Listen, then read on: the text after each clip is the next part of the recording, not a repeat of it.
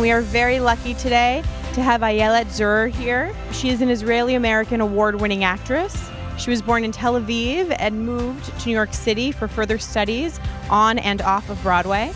Offers in Israel brought her back, including the series In Treatment, which was later reproduced in 30 countries, including HBO, and Nina's Tragedies, a Sundance entry. Both earned her highest awards. Steven Spielberg cast her to play Eric Bana's wife in Munich, and Ron Howard in Angels and Demons opposite Tom Hanks. Larry Kazan followed with Darling Companion opposite Diane Keaton, Kevin Kline, and Elizabeth Moss. Zack Snyder with Man of Steel opposite Russell Crowe. Acclaimed Marvel show Daredevil as Vince D'Onofrio's love interest. Rodrigo Garcia's Last Days in the Desert. And Ben-Hur.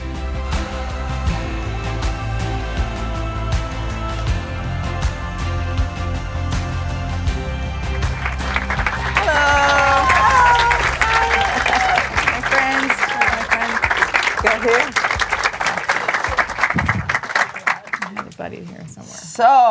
So, we want so much to know where it's going from here. I don't know if you can tell, but when you told me about this, I watched the pilot and I watched an episode and I really got into it, you know? Mm-hmm. And where's your character coming from? I mean, what are you in this other than, I just saw you here, very attractive woman. Obviously, this awful man is attracted to you. You want to be in his business, but... So you haven't watched the first season, but the first season is she's a gallery owner who stumbles upon this man who came to buy a painting. And it so happens that this painting is called, I don't know if anybody knows that show, but if you do, it's called The Rabbit in the Snowstorm. It represents pretty much the emptiness of both their lives. I see. And they stand in front of the photo and they both, she asks him, how does it make him feel to see that painting? And he says, lonely, and they fall in love. So, you know, the whole... But now you're going into a whole other direction. Yeah, because from my perspective, so when I got this, I'm not a genre person. Yes. It's really strange because I've done Men of Steel and, you know, Superman stuff. But it's not my... Yes. It's not my thing. I mean, I grew up on European movies. Yes. With, you know, small stories and phenomenal photography and definitely no action. Right. You know? But I looked at the illustrations of the very, very old Daredevil. I think it was, anybody can help me with, what's the name of the painter? Harry? No. Okay. Okay, fine. We're on the same boat. And so, anyways, they loved it here. They applauded and everything. Yeah. Good. Okay. And I saw where she ends up. She ends up in a very, very dark place, and this is the beginning. So I thought to myself, this is kind of like Lady Macbeth. Where does she start? You know, she doesn't start in a dark place. Yes. You know, something happens. Yes. So for me, that's kind of the journey I took. I said, we started in a very full of light place. Naive, happy. Yeah. I think that's why he falls in love also, because he sees the outside of that, and then, but they both kind of attract each other from the emptiness, the void. Yeah. And there's a lot of humanity in it. I mean, there's action, but actually, you know, there's a lot of there that I could get into it, and I'm not really a genre thing. And obviously, this takes a whole turn that now I really have to watch the whole thing. But yes, you started differently. You started, in theater. Tell me how you started, because it started in Tel Aviv, right? In Israel. In Israel. So I got a break by entering a theater school, not auditioning, which was really up my alley. Like to get into school without testing yourself, that was like, wow. Okay. Yeah, because that factor was not, something I could handle. And so I studied for 3 years and I totally fell in love with it. I mean, they pretty much thought that I was right for it. That's why I was offered. But where was that? In Tel Aviv. In Tel Aviv. I did a commercial, and the guy who had the schools came by. Yes. Because he was also doing casting, and he said, listen, you got to come to the school. I mean, you don't have to audition, just come and study. And I was like, okay. And how old were you then? I was 20. Okay. No clue what I wanted to do in my life, to be honest. I did paintings, I illustrated, I thought this was the direction I'll go. I acted a little bit in school, I danced a lot. That's this, like a regular girl, Right. And then I had a very beautiful experience where I learned that acting is actually a very deep profession, and I fell in love with it. And I thought, oh my God, that's too late. It's the third year. I should start all over again. Yes. And I flew to New York, and I took 2 more years in a great school. My teacher was George Morrison, and he passed away. But he was a Meisner. I don't know if you're aware of that, Sure. but a Meisner, absolute stunner. And so I started doing theater and did some Shakespeare and off Broadway, and then got a really great job back home in Israel. And I thought, okay, do off Broadway for $7 and walk dogs in New York, Yes. or be on one of the greatest shows on television in my own country, in my own language. And I went back home and stayed there for a very long time with a really beautiful career, movies and TV and theater. One of the things I've done was in Treatment that was sent, sold here. I don't know if you've watched that, but that was You really guys watch it groundbreaking. here on HBO? You should watch that, because if you like, it's not great for directors, but it's really great for writing and acting, because it's 2 people in one room talking. So you can imagine 30 pages every week to learn by heart. Right.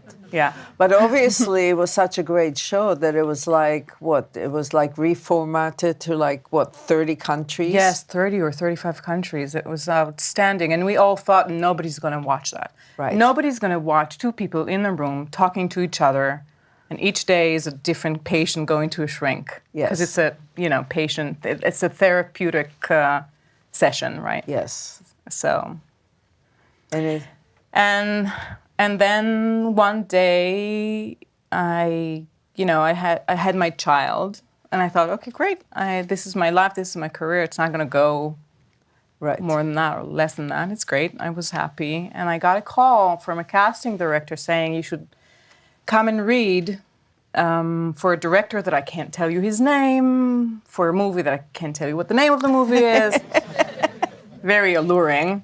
Uh-huh. And she said, why don't you come and read? And I said, there's no way. My brain is not working. I'm learning 30 pages a week. I have a baby. No way.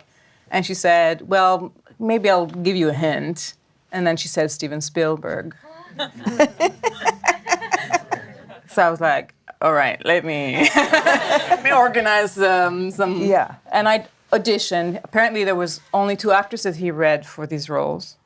That role, sorry, and I got the part, and then sort of the door kind of opened for me to do an international So it was work. in Israel. You didn't even have to come here or anything. No. So did he see your work? Did he see before the casting director called you? Did somebody say, here is In Treatment? Here is the movie that played at Sundance. I mean, So I who really did want to that? lie and say yes, but, and this is a lesson for all of you if you're acting, or anything really in life. Don't say no. Just say Right. yes to things, Right. I've done a very mediocre movie, and the actors were okay. Everything was just fine. Apparently, my role was somehow shining through, and it wasn't even In Treatment where I was awarded for that, Yes. or Nina's Tragedies, again an Right. award. It was just that tiny movie that somehow got to England, to a video store that shows how old I am, and and the casting director went to look for an Israeli actress, and she found that video. And she pulled that in, and I was, shining apparently because the whole thing was kind of but I was shining apparently, and so that was good for me, And that's what they the casting saw. director was from England. Mm-hmm. Yeah, because they were looking for some international. Yeah. It's interesting because one of the cinematographers that works all the time with Spielberg, I asked him, how did it start? And he said, well, Steven lies at night and he just kind of flips the channels. And he saw a TV movie that I did. It was Janusz Kaminski, right? Yes, yeah. And he did some TV movie. One was with Diane Keaton and somebody else, but it wasn't really that good. But he looked and said, that cinematographer is great. And the next day he said, go look for him and bring him. And that's how he does. It's amazing. I think it's very instinctual. I've been told a year later that actually he chose the other girl. And then they had, don't tell that. Don't tell that to anybody. He chose the other woman who was not an actress. She was actually someone who he met personally and he liked her. And then he went on a meeting, and they sat in the meeting, and he said to them, you know what, I don't know, I don't feel good about this. I want to watch it again. And then he changed his mind. That's how it went. Unbelievable. And the name of that was Munich, right? About, with Eric Bana.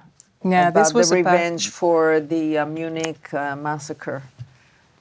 Okay, and from there, suddenly you are in a movie with Ron Howard and Tom Hanks. Tell me how that happened.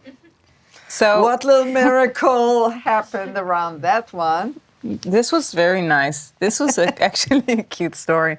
I have a friend who lives in India. She's a journalist, and she grew up here in LA. And she came for a visit. She told me, I have an aunt who does casting, and maybe you should meet her one day. And I said, sure, yeah, I'd love to. Say yes. Yeah. Say yes. Say yes. Say yes. And I said yes, but it never happened. But I said yes. But then she went back to India, and I get a call. And this casting director wants to see me in a room, not a reading or an audition, just a meeting with Ron, who's such a lovely man. I used to work for him, ran his company. Yes, okay, exactly. And I walk into the room, and the first thing I know that the name of the woman is the same name as in the text messages, and the same casting person is actually the aunt of my friend, and I was just excited about that more than anything. So I was jumping up and down. Now, who's the name of the aunt? Because I know the two women always her name. Jane? Jane. Yes. Well done. Great friend of mine. She's been here 2 or 3 times. She's phenomenal. Phenomenal. So, of course, I hugged her, and then I said, I'm sorry to Ron. I said, I'm so excited because I wanted to meet her for such a long time. That was nice. And we sat down and we talked. It was a very lovely conversation. And then they called me to read. And I prepped for that one for like 3 weeks. Which is amazing because today you don't have that luxury anymore. You prep 2 days or 3 days, and you're supposed to like clownishly come up with amazing performance where you don't have even the time to really There's go a lot of dialogue. A lot of dialogue, a lot of science in it, and it has to be smooth and easy. Yeah. I went on my walk the day of that audition. You can imagine how stressful this is. I used to walk on the beach and repeatedly say my lines because that's kind of how I let it sink and sink and sink and sink, become really, really automatic. Right. I don't need to think about it so I can see and everything else that's happening. Yes. Then a little baby seal was on the beach, strangled, and poor thing was almost dying because there was a whole thing, it did not work, the lines were not studied. We saved the seal, and then I went off to a small theater in Santa Monica, and the first thing I stumbled upon was Tom Hanks. And he's a very tall man, very, like, really charming and very charismatic. I was like, hello, Mr. Hanks, and yes, please, you know, and we read together, and sure, I don't know what happened, but it was really magical. I was not nervous. He has this thing about him. He's very cool and relaxed. Yeah. And so again, there was a struggle apparently. Some people chose me, some didn't, and eventually the people who chose me won, and that's how it goes, you know. You have what it's called first choice, second choice. So I was first choice for most of them. Yeah. Amazing. So, and of course the shoot was incredible because working with Tom was really something I've learned a lot from him. For example? From his approach on set. If he has an idea, he will save it for the last minute before the camera's rolling, and he will say to the director, hey, I thought. He wouldn't, like me, come in the morning, knock, knock, knock, can I talk to you, you know? Yes. No, that's, because the director, what I learned, has so much on his mind. Yes. Like the last thing he wants is an actress with a great idea. Totally. You know? No. Just neither a producer, by the way. No, it's a terrible thing. Terrible. And sometimes you, in your own space, you think, oh, your little decision or your little creativity is the most important thing. Yes. It's not. You know. So I learned that from him. That was shocking to me. That you have to have patience, because patience is not something I have at all. Yes. So I used to look at him with awe, like the way he would just right in the right place. It was like pretty incredible. And he's also intelligent. His choices are, really intelligent. He's so funny, wise, and generous. Yes. He's a leader. So he kind of sets the tone. And it's really interesting to see that if you have a leader, the person who sets the tone at the top of the pyramid is how this pyramid is operating. So you want to have solid people around you, Because I have other experiences where it wasn't that way. And it's always from the top of the pyramid. Yes. The person there, trickles down, and he trickles down light, for sure. Amazing. And so from there...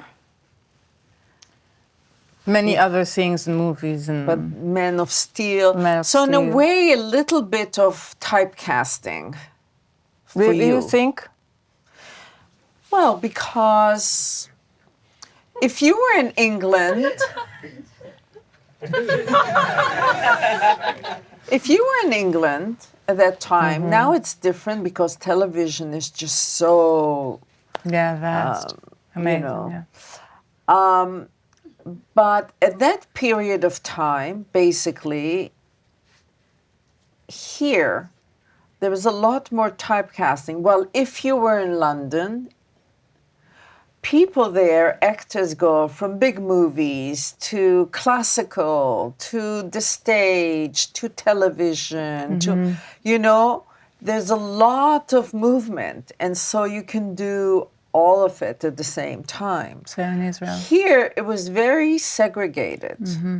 I mean, when I came into town, it's like if you were in television, forget it. You weren't going to cross over until it was your beginning. Like Tom Hanks started in television and Travolta started in television. But as soon as that television was a success and you were young enough, your agent knew that they have to get you to a movie right away, because if you're going to stay in television and do another series, forget it, So, so if you were in England, it didn't matter that you did those big movies. They will offer you a small one and another one and a lot of classical stuff. Yeah. Yeah. I feel by choosing to come here killed for me the love for theater, for sure. Because I could live in New York, maybe do that, but in LA, less. Yeah. Then on top of that, I am not a person that is easy on leaving the family behind and going to, a different city to have a great career while my husband and my child are somewhere. There was not, so television was off the table for a very long time for me, and Yes. only starting to become something that I'm okay with. Because it does take you away for a very long time. Very long And the time. contracts that you have, you'll see if you're fortunate enough, they're sometimes draconians, you know. Yeah. You can sign up for like 7 years. You know, it's like, hey, take my kidney, you know. It's crazy, I think. If you have a family, it's hard. complicated. Yeah. I think from like the roles aspect, I was joking when I said, really, you think I feel like I was able to sort of do many things.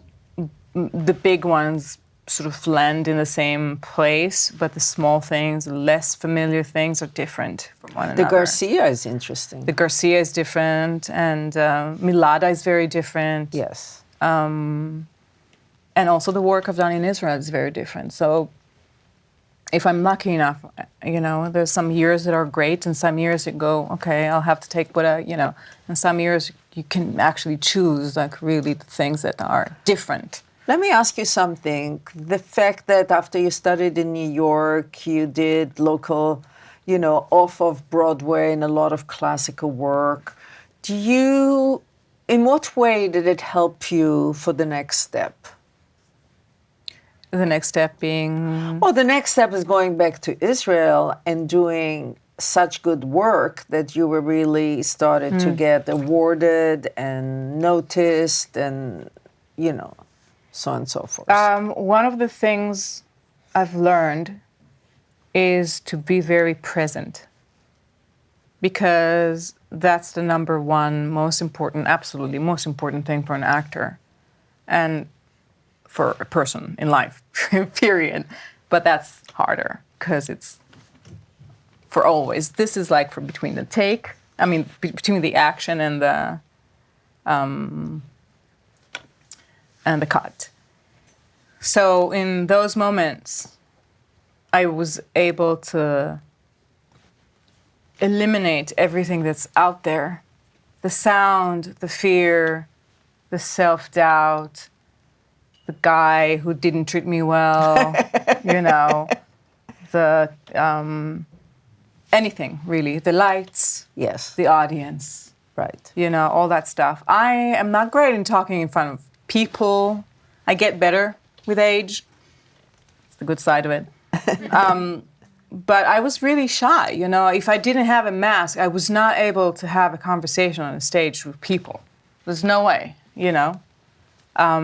So that's one thing that I've learned. And then the other thing is to tell a story. What's the beginning? Where I'm coming? What do I want to say? What the story wants to say? What's my job in that story? What is my role? What kind of like device am I? And then like pull that device and say, oh, I'm the one who's like, because of this, so it has to be this, you know? And once I was able to specify my job in the sort of the piece, I was having less and less ego about it and questions about it. I could just go in and in and in, hone in on what it is that it, So you know. did theater kind of focus you on that, or is it just a progression of the more you work, the more you figured out? It's the more I work, but what theater does to you is that because you do the same thing every night, and in Israel you actually do it for like 2 years. I ran with sorry for saying that, but there's a really nice, beautiful theater piece called Vagina Monologues. Right. It used to be shocking 10 Right. years ago, you know. Right. Oh my God, she says vagina, you know. Right.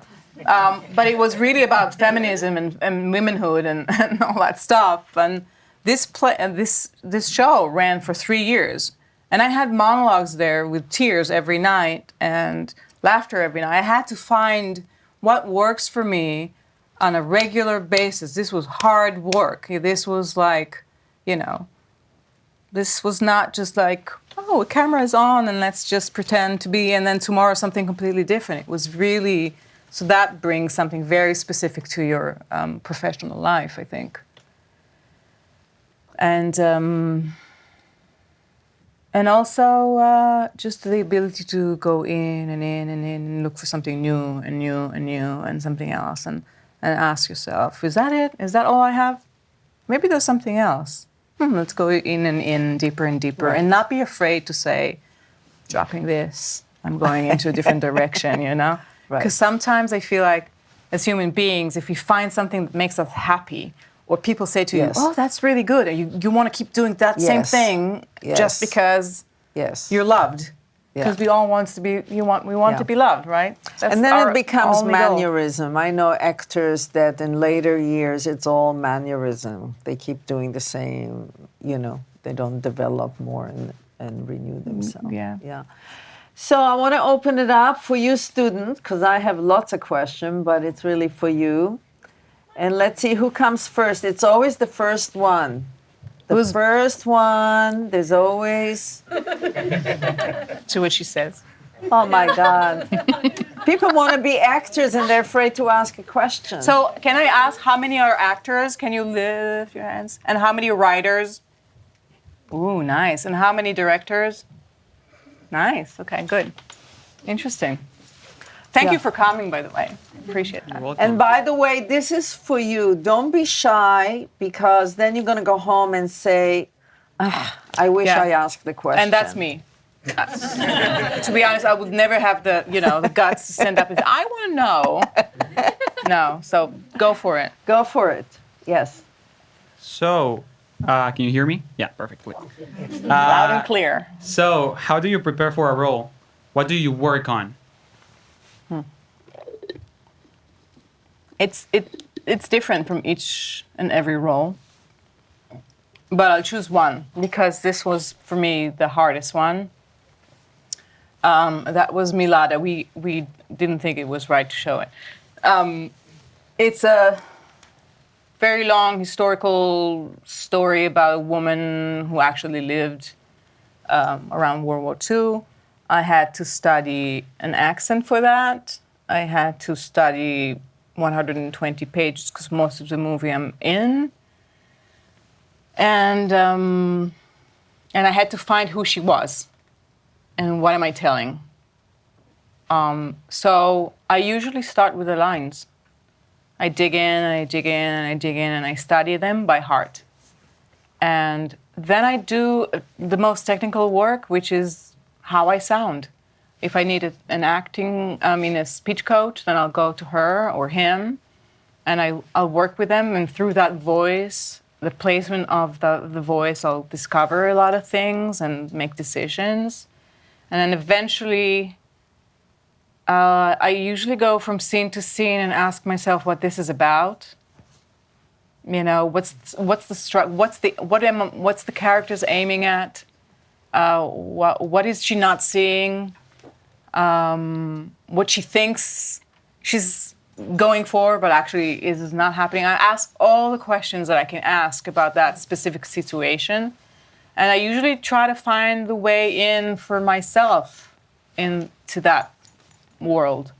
I mean, how do you play a scene where you say goodbye to your family and you'll never see them again because you chose to not sign a contract that tells everyone that you're a liar, and you choose to die and not see your family again. So, you know, this definitely would not be my choice. You know, so what drives this person? Why do they do that? How can you be so driven to do something like that? So you have to go into history and say, okay, I live in a period where I can look at my phone and buy an Amazon dress and not even wear it. Or a device that I'll never use again, you know, for whatever, from China.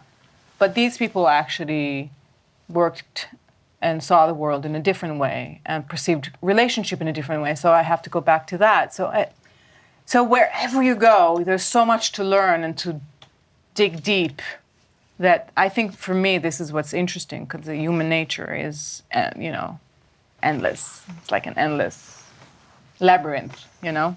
You just go down one end and end it into another and keep asking questions. Perfect. And then, Thank you. Oh, sorry. And then you get to set, and everything you learned and thought you got, you got to drop, or you're in trouble, because you got to work with the other person and what they give you, and hopefully they give you something good. And if it is good, then you really have to forget or trust everything that you have already within you, and just be in the moment. Perfect. Thank you. You're welcome. Very nice.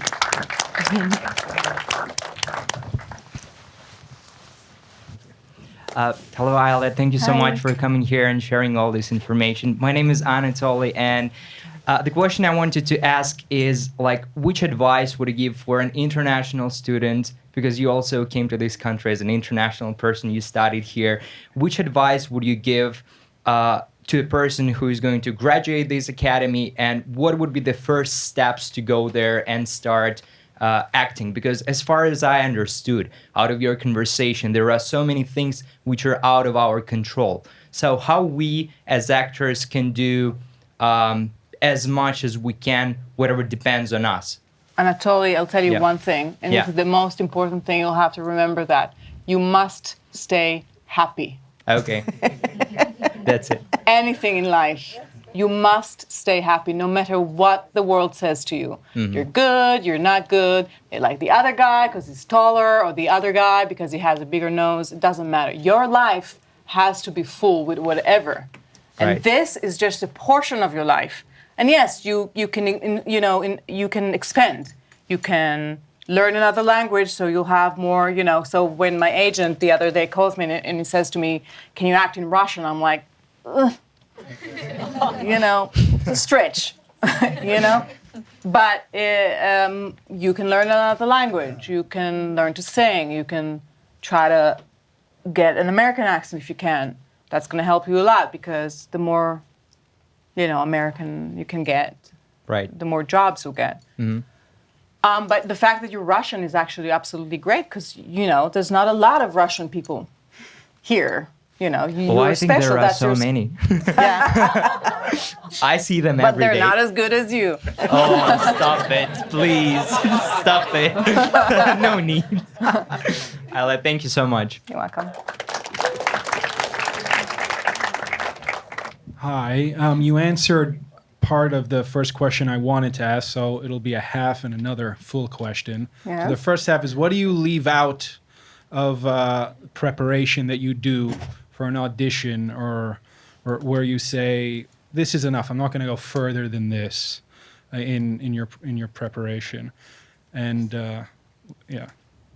If I'm preparing to work on a role and just reading for someone Just and for an auditioning for audition. someone, if I leave something Yeah, if outside- you don't prepare as much for the audition as you would if you got the part, where do you draw the line and say, I'm just going to do this much?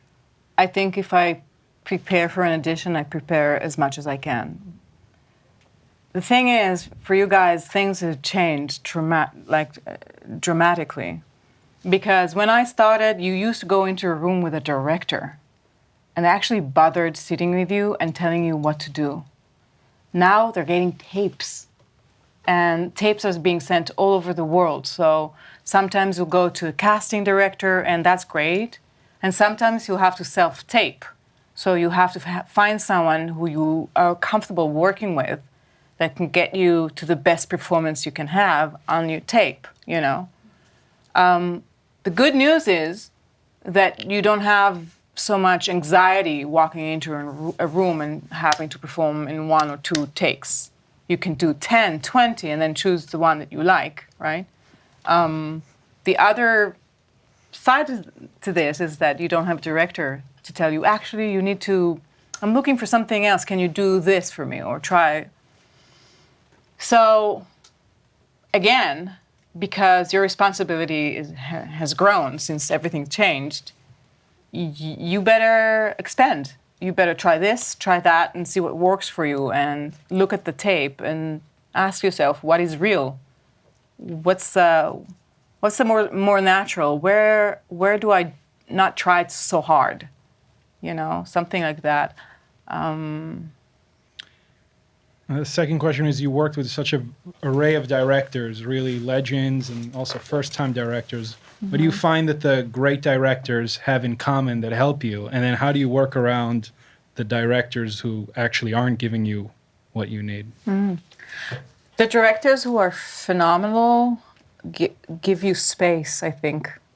They give you space, but in the right time, they'll always come to you and help you try something else or advise you with different approach. I remember in Munich, the first scene, Steven said, this, and this. And then also, she's not a crier. She's not like a woman nagging. And I was like, oh, I didn't think about that. She's actually, you know, just a person who puts a mirror to his face. She's not like, oh, don't go. You know, that kind of, because he said he doesn't like that. He doesn't, Yes. He has that kind of a wife at home and he likes to portray beautiful, strong women, you know. So I was like, okay, that's great. When a director doesn't give you what you want, it's their own anxiety that you need to be able to block yourself from. If they don't really know what they want, or they're like trying to manipulate you in a certain way, I think the best way to go is to just go with the flow. Give them what they want, and always know what is the thing that you feel that was right for you, where you felt the role, you felt the truth of it. And sometimes it's also hard to find the truth, you know. I remember I've done Ben-Hur, and the director came to me and said, which take did you like? And I said, number 3, and he said, no, 4. And I was like, really? Why? And he said, because 3, you were in control. Whoa! Isn't that interesting? Timur. Like, really, Timur? Yeah. And I said, really, what happened in 4? And he said, in 4 you got confused, or something happened, I don't know, but it was so real that I really liked it. So, but he was really supportive. I like supportive directors for, you know, whoever's directing here, to be able to give a safe space for your actor is the best possible way to work, I think. And when you say safe space, what exactly do you mean? A space to fail. So if you investigate, you don't go and say, no, you know. Right. Or say something nasty like, you know. Right. It's good. It's all good. Investigate, fail, don't rush. And if you have an idea about something, ask your actor to do that, and then allow them to do what they want, and then go back to whatever you want, because you gotta let that space of creativity between the 2 people or the 3 people. 2 people doing their job. You have to respect that. You have to respect it. Yeah. Hi. Hello. So, what can you tell a new or a young actor to do in his career to be more successful in this show business? It's a really hard question. I don't know. Because the business is changing so much that on one hand, it feels like there's a lot more opportunities, and on the other hand, maybe not. But I believe that you guys are capable of writing, directing, producing, acting, singing, dancing, whatever you want to do, as long as you just go for it. You might not be the best, right? I mean, I've seen actors that are not the best and still work, and I've seen directors who are okay, you know, but they go for it, and they believe in themselves, and they don't stop, and they just go for it. You can shoot a whole movie on your iPhone today. You don't need to wait for anybody to give you a job. You just, you know, get a bunch of friends and, you know, write a screenplay and do it and put it on YouTube. Today, you guys have so much power to not wait for a casting director to go into a video store and pick up a movie from Israel. You actually have way more control. So that's a great thing, and you have to know that. And so your creativity, that's all you need. Just make sure it's out there. You know, you can write, you can direct, you can put a play, you can shoot the play, you can try everything, expand. That's what I think. Thanks. Fantastic. And use social media. Really. You should use it completely, shamelessly. Hello, good evening. Hello. Yeah, I was wondering, because Daredevil took a 2-year hiatus, 2.5, 3, something like that. Did that help because you were away from Wilson Fisk in character for so long? Did that help with, returning to season 3? And did it kind of give to the character to use that? So what happened with Daredevil is that they had a showrunner on the first season. Then he got a great job that he wanted to do, and he left. And they got a different showrunner who wrote something completely different. And then another showrunner, who I love, Eric, who wrote that specific season. So in that time, I was actually doing some other things, not even thinking about the show. I've done 1 season. I was not called for the second one because there was, it wasn't in the storyline. And then they approached me for the third. So I can't say anything about the middle part. Yeah. But the third part, coming back to the character and trying to create something new with Vince that makes sense and still moves slightly forward for me as a character and what she's gone through was what I was looking for. And so when I met with Eric, he said, what happened to her? Where do you think she's at? And I think, and I gave him some answers, where from imagination, he liked it. It was kind of combined into that world. And so when I came back really heavy. Yeah. It's very strange. When you have if you have a role that you played in one period of your life, then you took some time off, things happen in life. Yeah. A lot of things happened to me in those year and a half or so. A lot of stuff, personal stuff, I was ready to come back and do something else with the same role. So I just brought in the weight of being away, of questioning, of being alone, of coming back to a city you don't really know what you expect from. I made it personal in a way that's personal, but not, because I didn't come back to a city I don't like. I like LA. But I do hate New York. So I sort of used that energy of coming back to the city and into that world. And then coming back to Vince, who's a friend of mine by now, Nice. and we work really well together. We don't need to do much. It's like, I know what he's doing and what he's thinking, so. Nice. So actually to try to push him away from our friendship was the Right. the struggle, How do you stay cold and reserved? And yeah, I hope I answered. That was really long. No, yeah, you did. Did That I? was a good one. Okay. Yeah. Thank you. So Drew Goddard was like the first showrunner? Drew? No, the first showrunner was Stephen DeKnight. Oh, I see. Drew was second. I never met him. And then the third was... Oh, too bad. He's very interesting, Drew. Yeah. Very No, interesting. yeah. He's got this new movie, something about El Royale, that I hear is just fabulous. Yes. He's an interesting guy. Yeah? You should meet him, yes. I love writers. I'm so intrigued by writers. Yeah. Well, First full of creators. them here.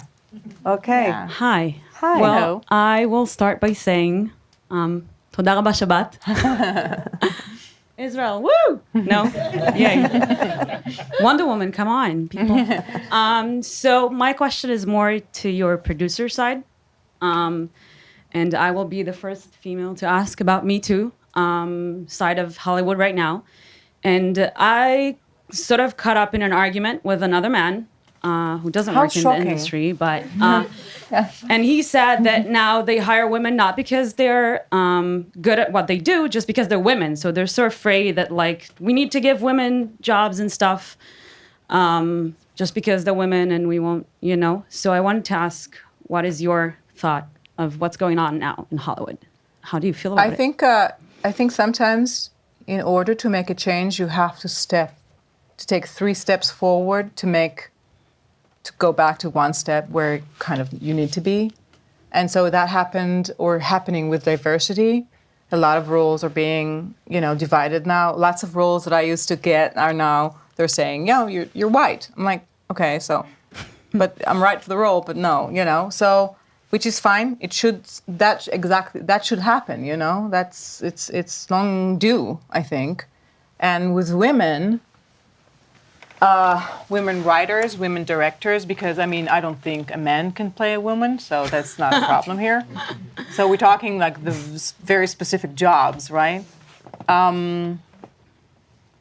You can criticize someone because they're weak, or because you don't like them, or because they're women. These are just words. Just words. Sometimes it's envy, sometimes it's just fear. The truth of the matter is that, yes, I never worked with a female director, ever. I've been an actress once in Vagina Monologue.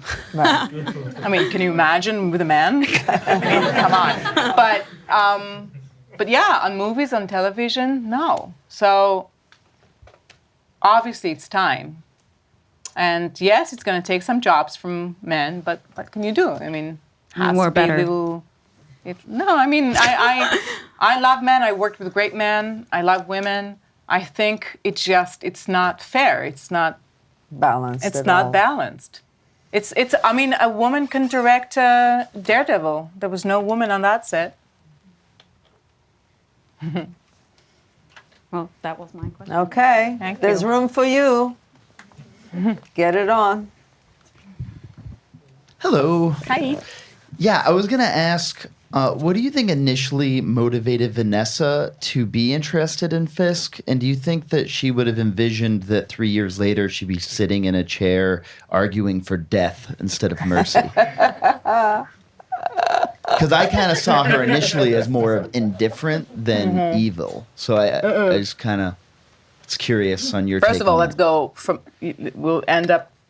We'll start with the end. I don't think it's evil for her. I think she's protecting the one thing that is the most important thing for her in her life, which is him. And she knows she can't be with him unless they're together, doing whatever. Now, he's not going to do art. Sure. It's kind of clear. Depends on your definition of art, I suppose. So she takes that step for love, and for love only. And it started that way in the first season, and it's ending up that way. She says to him, "It's never gonna. I can't do it this way." So, it's from her perspective, right? It's not us. It's not the shrink room where you go, "Well, you have a problem, lady." Yeah, it's her. From her perspective, she's doing it for love. So, and then you go back and you ask yourself why they fall in love. Right. Now, The White Rabbit and the... I think it's the White Rabbit one. And I'll tell you a story. When I started working on that role, I was looking for a way in because the scenes were so poetic. There was not a lot of so what do you think? And there's not the regular day-to-day talk, the colloquial. Yes. It was very poetic, like a poem. So I had to put in a lot of what I think.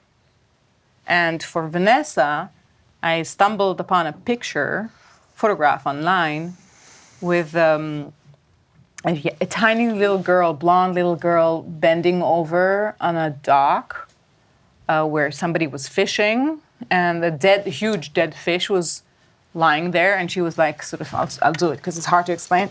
She was doing this and looking straight into the mouth of that, horrifyingly morbid, dead, animal that was not really pretty. Uh-huh. And I think that's Vanessa. She's an artistic person. She's looking at that beast and she's thinking, he's so beautiful. Interesting. You know? So Now I want to watch the episode how they meet in the gallery. I have to see. It's such a short little, right? It's a very, but it has a lot of. What episode was it, the first season? Do you remember? Let me see, the 3? I don't know. I'm going to look at IMDb. Yeah, I think it's maybe 3. And then they gradually fall in love. She says no, and then she says yes, and she's yeah, And then Fisk beats a guy's head in a limo for disrespecting you. I just feel like they need to have their own like show, the Vanessa and Fisk. I'd watch it. Hey, thank you so much. Thanks. Thank you. Okay. Yay. Brave. How you doing? Oh, bathroom. Hi. My question is. Okay, what, she would be the last, by the way. What happens when you need to study your lines as an actor, and there's a seal, and you need to save the seal? Do you always save the seal? Because you were saying, like, always say yes sometimes, so that's my question. I saved the seal. I stayed with the seal, and we called the whatever Marina Del Rey wildlife, and then they came, and I went to the theater, and they asked me, so how was your day? And I told them I saved a seal. Right. So they noticed me, you know? Okay. I didn't do that, I didn't save the seal to, tell a story, but maybe in the back of my mind I kind of did. But you got to do what you got to do. You have to find the balance in life. I feel like this is the most struggling. That's the struggle, really. I mean, most of you are really young, and it doesn't get any better.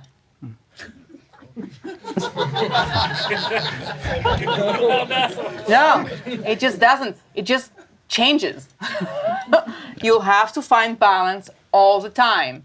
If your girlfriend is wanting to go to a movie, but you have to learn your lines, you gotta find the balance because she might drop you, But you gotta learn the lines so you have to find, the voice in yourself saying, okay, what do I do to create a positive life experience where I do what I have to do? You're saying yes. I do what I have to do for myself and for my life and to advance, but still have a life, So that thing. And how do you keep yourself sane in a very competitive reality where, people who were in school with you now are getting this amazing role, and Jeremy Renner, who I was in this tiny little movie, is nominated for the Oscars. And, it's great for him. Then your turn will come. It's all about balance and keeping yourself sane and loved and creative. All right. Thank you.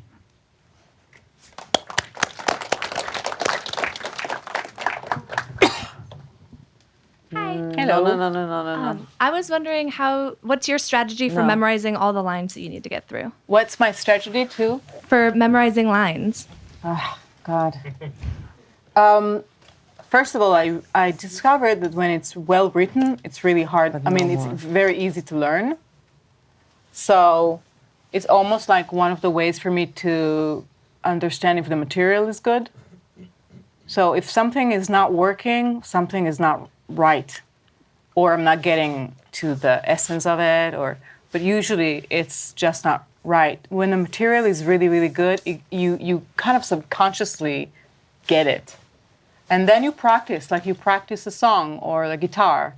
You do it again, and then you do it again. I find it really helpful to get a friend, run the lines, take a walk. Then come back, run the lines again, and realize that you know it. And then before I go to bed, I do the lines, and when I wake up, I do the lines again, because the mind, our brain, has a very beautiful mechanical ability to learn something, then stack it somewhere. So when you let it sit, and you don't panic and run it again and again and again and again endlessly, you let it. You work for an hour or 2 hours, and then you leave it, and you come back to that thing in the evening, and then the next morning you'll know it. Usually, for me, and friends. I sometimes have to pay for people to work with me because it's so boring, you know. I have to. I like. Would you come and help me? I'll pay you $10. 15, you know. And so sometimes that's the way it works because it's. I learn lines really well when I hear the other person say the line and I understand why I'm saying the lines to him, why I'm saying what I'm saying. Mm-hmm. You know, for me that's how it works. Yeah. Thank you. You're welcome. Keep small change, yeah. Keep those $10. Or good friends. I can suffer through them. Hello. Hello. I would like to know what advice you could give to an actor to be present. How do you stay present and in the moment and in the character and not switching to reality, like staying like in the moment and present? Mm-hmm. And how you can reach vulnerability also.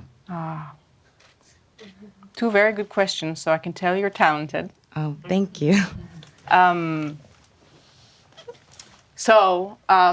There was a technique that I learned with my teacher in New York that, I don't know if I should teach that or tell about it.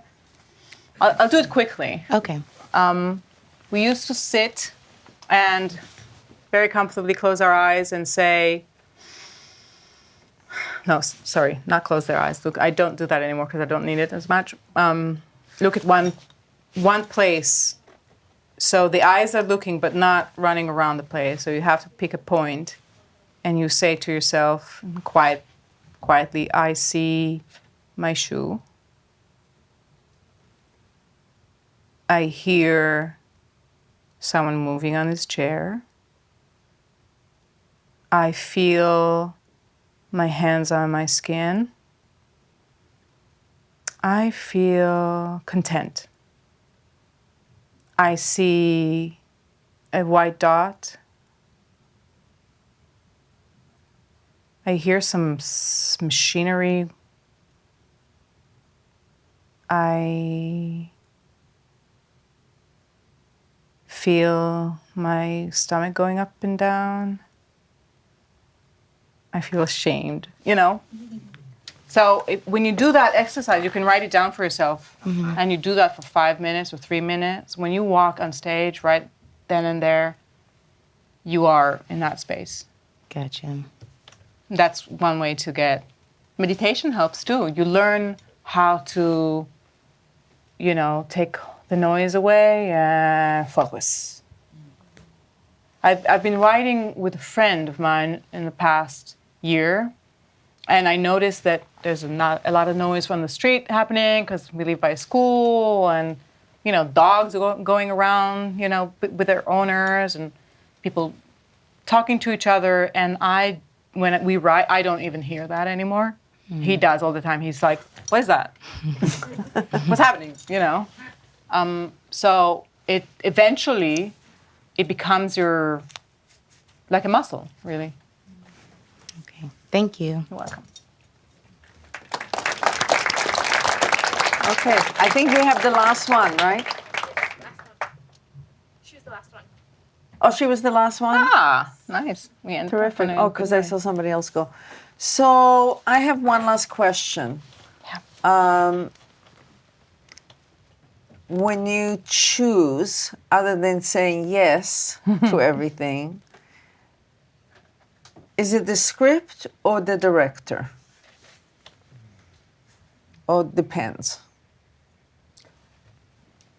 Well, I said yes to Stephen before even reading, obviously. I had to fly to London to read the script. Really. They didn't even send it to me. They were so, you know. And I said yes to Zack Snyder because I wanted to work with him, and I thought, oh, wow, Superman mom, that's kind of cool. I mean, how bad can it be? Right. But the material is what I, you know, respond to. And it's also my responsibility, really. because I read the thing and I know what to do with it, or I don't. And if I don't know what to do with it, I should probably meet with the director and tell them I don't know what to do with it. If you want, we could try, but I mean, Yeah. And if then you're maybe lucky. he tells you Right. what's there. Yeah, and mostly if it's in an audition and I read for people all the time. If I can come out of a room and say, this one is not for me. It was not like, it was not. I wasn't completely gone. I was not able to. And sometimes I go out of a room and say, they're stupid if they don't take me. And they don't. So, life is very weird that way. So you get surprised many times when people Yes. approach you and they say, this is for you. Like Milada. Yes. The guy, a director called me from a guy I never met before, said, hey, do you want to play this hero? She's Czech. You'll have to play English because it's for Netflix, but with a Czech accent. And I'm thinking, why me?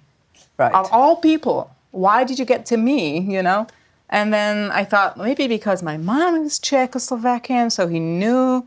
So I met with him. I read the script, and it was not good. And I said to him, I think you need work. It's not ready. And he said, no, I know, and please help me. And we actually worked, and then I became a producer on it just to. Right. It was a whole thing, but I learned from it. He was a first-time director. I didn't see his work. He didn't have any work. He didn't even have a short. I think he had other things to show. I had to trust my guts and say, this role is actually interesting for me. It's not well written, but I feel like I can do something with it, and so I went for it. I see. So it depends on the situation. It depends. You gotta listen to your gut. The gut knows. Well, how many people felt like they learned something here tonight? Yee. Thank you. I appreciate that. Thank you. And I say that because she came all the way from the west side, from Venice, all the way here, and now she has to go all the way back there. But the fact that she, on the way back, can think about how much she helped you guys, because I thought you were phenomenal. Oh, thank you. I thought your answers were just really, really illuminating in the most simple way. Thank you. And so at least when you go home, you know that you did something really good today. Good, I'm happy. And you were entertaining while you were doing it. Oh my God, can you imagine? So let's give her a hand. Thank you, guys. I just want to say one last thing. You guys have, you're so lucky. You have to know that. You're really, really lucky. It's going to be hard because a lot of people are going to say no to you. And sometimes people will say yes to you and you'll fuck up. Yeah. You have to forgive the people you work with and you have to forgive yourself when you fuck up, okay? Because it's a long journey. It's not 1 year. It's not even 10 years. We're talking if you can continue doing what you're doing, you can do that for 60 years. It's a long time, So breathe. Exactly. And be brave. Oliver Stone's first movie that he directed was The Hand, and it was not good. And after that, he did Platoon. Amazing. Salvador Isn't that amazing? and Platoon. Yeah. See? So, just goes to show. Yeah. Okay.